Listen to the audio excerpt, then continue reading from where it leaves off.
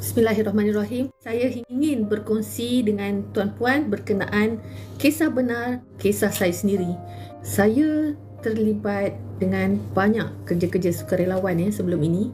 Suka bantu orang. Jika saya tak ada duit, saya akan bantu dengan kederait saya. Saya rasa tak cukup dengan apa yang saya buat.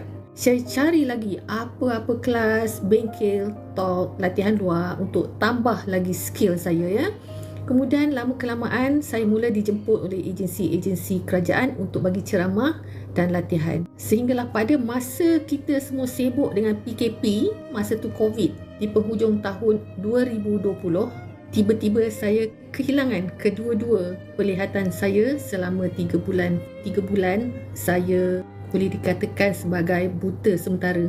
Dalam tempoh 3 bulan tersebut, macam-macam yang saya lalui. Tapi saya pilih untuk tenang. Tipulah saya jika saya katakan saya tidak sedih ketika itu. Yalah, kita dilahirkan dengan boleh melihat, tiba-tiba Allah tarik nikmat tersebut. Ada masalah di bahagian belakang mata saya. Visual tidak boleh sampai ke optik. Apa yang saya buat selama 3 bulan? Itu yang saya nak share. Mula-mula sekali, saya kena tenang. Kemudian, saya belajar untuk menerima, learn to accept yang saya tidak dapat melihat. Walaupun saya tidak dapat melihat, tapi saya masih boleh bernafas. Saya perlu teruskan kehidupan. Ketika itu, saya ubah cara berfikir dengan menggunakan satu teknik yang dipanggil sebagai Cognitive Behavior Therapy. Dalam tempoh 3 bulan tidak dapat melihat, tidak pernah sekalipun saya terjatuh ataupun terlanggar apa-apa benda yang berada di hadapan saya. Saya belajar berjalan dengan mengira langkah. Dari bilik tidur saya kira berapa langkah untuk ke bilik air ataupun untuk ke dapur dan sebagainya.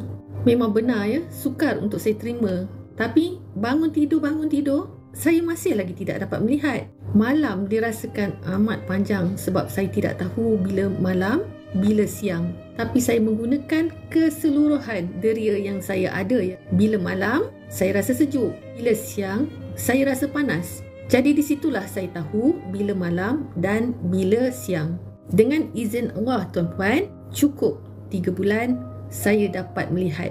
Kesemua proses itu saya jalani selepas saya menjalani pembedahan mata dengan doktor pakar mata. Begitulah kehidupan kita tuan-puan. Satu perkataan ayat yang saya berpegang. Seorang manusia yang terbaik adalah manusia yang memberi manfaat pada manusia lain. Saya harap perkongsian saya dapat dimanfaatkan kepada yang sudi mendengar. Terima kasih.